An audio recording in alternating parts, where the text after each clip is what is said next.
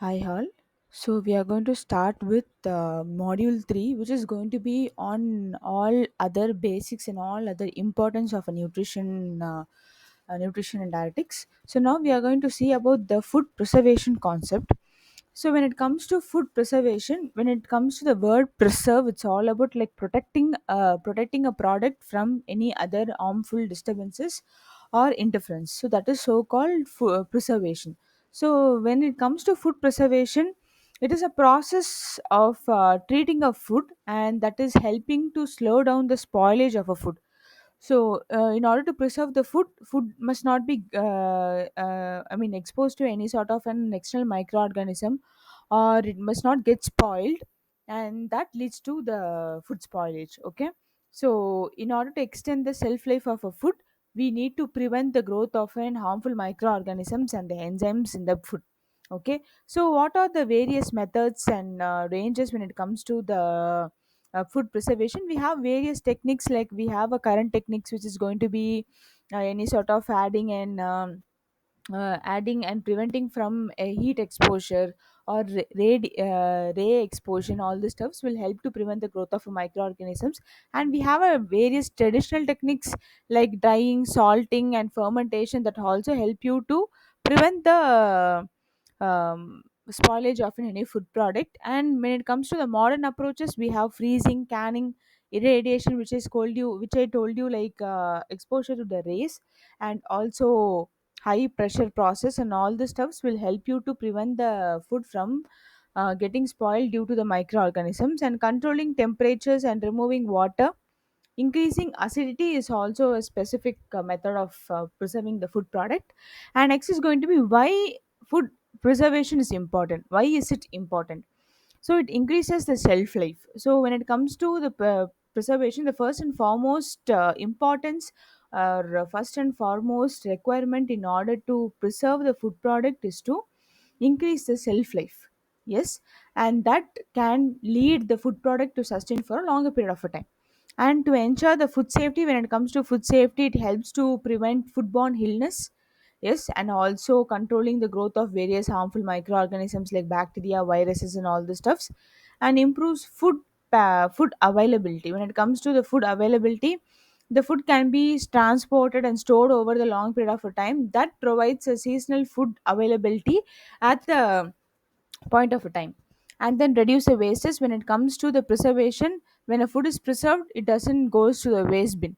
So if it is preserved properly, we can use it for a longer period of a time. That extends the shelf life of a food product, and also that minimizes the food waste and saves the resources like water, energy and land that is used for the production. Okay, so this is certain important points to be considered when it comes to food preservation. And then we have methods for the food preservation. What are the various methods that is involved for the food preservation? The first is going to be the temperature control. Under temperature control, we can make note of refrigeration and freezing. So refrigeration and freezing is all about the low temperatures and slow or inhibit the activity of a microorganisms. Okay, when you refrigerate or you freeze the food product, at the lower temperature, there is no possibility for the growth of a microorganisms, and that slows down the growth of a microorganisms. When it comes to canning, canning is all about the sealing the food in an airtight container. Okay, in an airtight container, when you seal the food product and keep it, heating that kills. When it comes to you are sealing it in a proper container, it will not allow to penetrate any sort of a microorganisms. And when you heat it, it kills the microorganisms. That is going to be happening. Obviously, the canned food product that we are using, if it is like rather than the pickle or any other food products, we are going to reheat it. So if that is happening, we have to, it will kill the microorganisms in general. What is pasteurization and sterilization? That is like eating a food product at the specific temperature that kills and reduces the spoilage organisms and pathogens as well. Okay, so these are the certain methods of preservation. So we can go with the refrigeration, freezing, canning and pasteurization and sterilization. Yes. So next is going to be the water removal. Obviously, when we are exposing to a heat or when we are exposing to the low temperature, we saw that there is a very less possibility for the growth of microorganisms. And when moisture is lost, when a moisture is not available in the food product, and that leads to the stoppage of the growth of a microorganism. So removing water from the food helps you to stop the growth of a certain bacteria, yeast, and molds in general. Okay, what are the different chemical methods that is being used? Is like salting and pickling, adding a salt and the preserving food that helps you to act as a strong acid like a vinegar that will help you to prevent the growth of microorganisms where the bacteria cannot survive in general basically. Okay, when you salt it or pickle or adding it any vinegar, it's not possible for the bacteria to survive. And when it comes to the fermentation, the microorganisms that converts sugars into alcohol or acids that act as a natural preservative. So fermentation is the growth of a good microorganism and that doesn't invade any sort of an external harmful microorganisms, and that prevents. Okay, so these are the certain methods that we are looking at.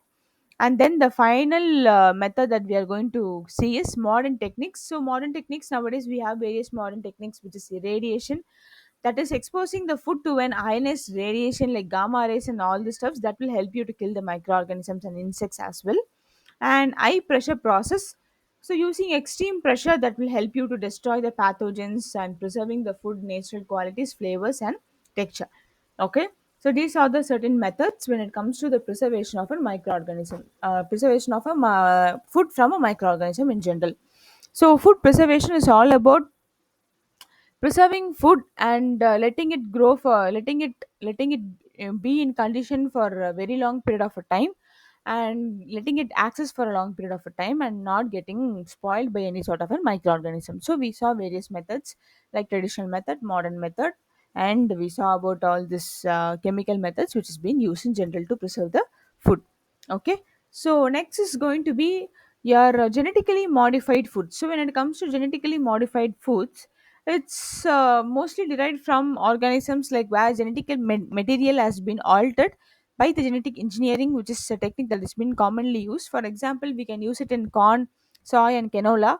This modification, such as enhancing the pest, this when it comes to genetically modified food product, that will help you to that will help you to protect from the pest and also improve the nutritional value in general. Okay, and that can lead to the higher yields of foods like lower food prices, improve reliability during the uncertain growth of seasons.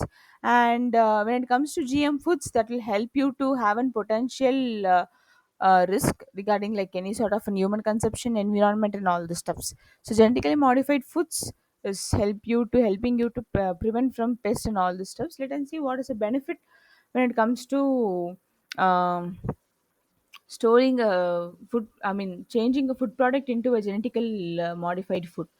So let's see about the crops that is being usually genetically modified. We can see like corn, soya bean, cotton, canola, sugar beets, and all this, potatoes, and all this stuffs. When it comes to alpha ifa is an microgreens that is present nowadays. Microgreens have been more popular among various health concerned people. So microgreens have been generally popularized. So these things are being genetically modified in general. And when it comes to this particular genetically modified foods, what is the benefit of a genetically modified foods is a very important point to be considered. So when it comes to genetically modified foods, it is the first point is to consider is it is a pest resistant. So some genetically modified crops produce a natural insecticides and reduces the chemical pests. And herbicide resistance, they can withstand the herbicide and they can withstand the weed control, and they can enhance the nutrition. So as we saw this alfalfa, that is an microgreen that is genetically engineered, and they have a higher level of a nutrients like beta carotene and all the stuffs in general. And they are in this, they have given example as a carrots. And improved growing conditions, they these crops can be tolerate harsh environments in general, and of the drought and cold temperatures. Increased yields modifications can yield to the more food being harvested in the existing farmland as well. So these are the certain points to be considered when it comes to genetically modified foods. So genetically modified foods is all about the modification that is happening in the food product to have an pest resistance, to have an herbicide residues, and to enhance the nutrients in general. Okay, yes. So next is going to be on nutraceutical. So what is nutraceutical? Nutraceutical, we would have heard nutraceutical as a word. Along with dietary supplement and functional food products. Usually during the degree programs which has been offered by the colleges, they term it as uh, functional foods and nutraceuticals as a subject in general. Okay, so nutraceutical and dietary supplements, it combines together when it comes to the course that has been given by the colleges. So nutraceutical is all about the when a person consumes a capsule with an enriched nutrient. For example, we can go with mm, all this vitamin B capsules, vitamin B complex capsules, and all this calcium capsules. They come under nutraceutical and dietary supplement in general. Yes. So in this, they are telling that nutraceutical is sometimes interchangeable. There is a possibility for interchangeable in terms functional food, dietary supplement, and all this.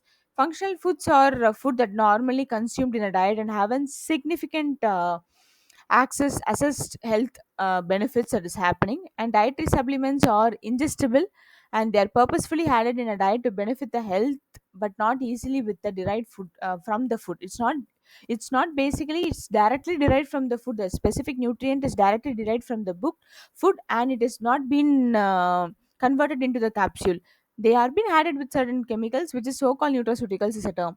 Okay, and it's almost similar to dietary supplements. There is no difference much, and they play a very important role, and they are being given in the form of a complicated form.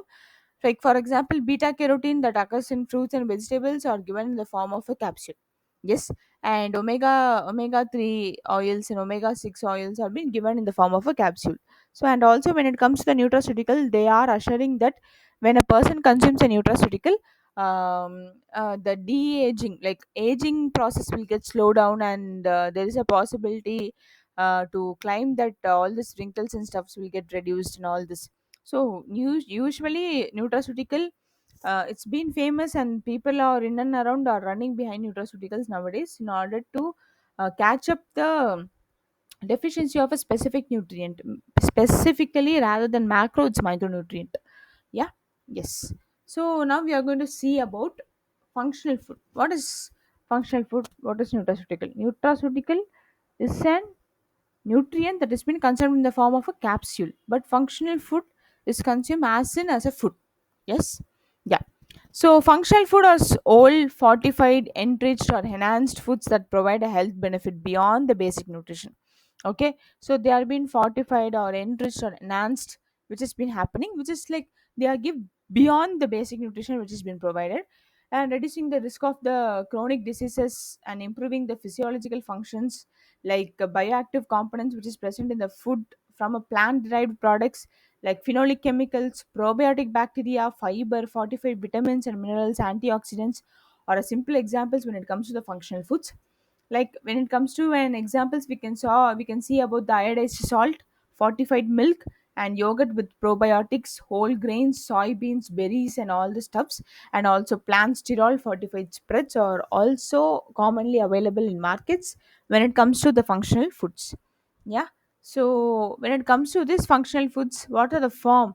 They are being provided as a whole food, and that naturally the food is which components with functional components. Like for example, we can go with the broccoli, berries, oats, salmon, and kale, and also the nuts are being provided with functional activity in nature. Fortified and enriched foods are also the source of functional foods in general. So we can go with iodized salt, vitamin A and D, fortified milk, and folic acid enriched bread and all the stuffs. Enhanced foods like it's been added with an extra ingredients. For example, spreads fortified with plant sterols with to lower the cholesterol, and yogurt with added probiotic and all the stuffs is helping us to support the health, human's health in general. Yeah. So this is another form, and examples of functional foods, we can go with berries. When it comes to berries, they contain a functional product like anthocyanin. Yeah, and then they provide an antioxidant property as well. When it comes to the whole oats, they are good at source of the fiber, and that will help you to manage the cholesterol and blood sugar. When it comes to the yogurt, they have a good amount of a probiotic in general. When it comes to fatty fish, they are rich in omega 3 fatty acids, and soy products, isoflavones, are good an amount. Garlic, turmeric, and ginger are herbs and spices that will help you to provide with an anti-inflammatory and antioxidant properties. Yeah. So these are the certain, what to say, very important point to be considered when it comes to the functional foods.